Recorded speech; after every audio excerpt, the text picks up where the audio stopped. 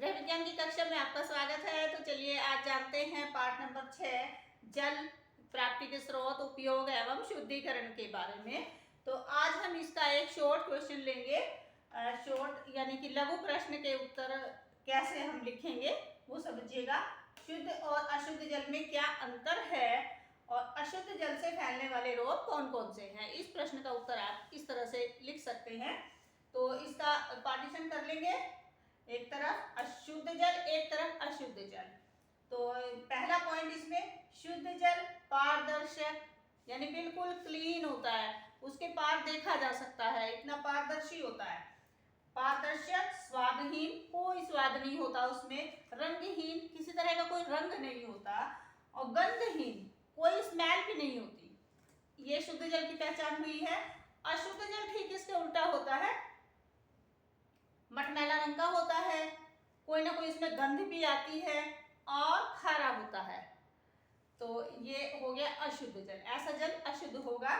आगे number 2 point है, शुद्ध जल में साबुन के झाग आसानी से बनते हैं, कपड़े वगैरह आसानी से धुलते हैं। अशुद्ध जल में साबुन के झाग नहीं बन पाते हैं और कपड़े साफ से नहीं धुलते हैं।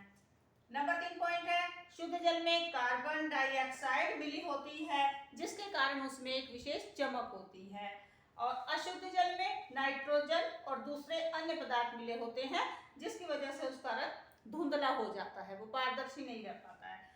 पॉइंट नंबर 4, शुद्ध जल में फ्लोराइड, नाइट्रेट्स की एक निश्चित मात्रा होती है और जो मतलब लाभदायक होता है, पीने में हानिकारक नहीं होता।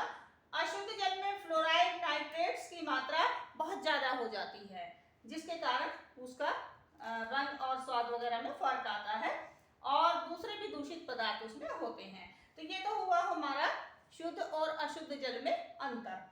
अब देखिए प्रश्न का अगला भाग है कि अशुद्ध जल से कौन कौन से रोग फैलते हैं।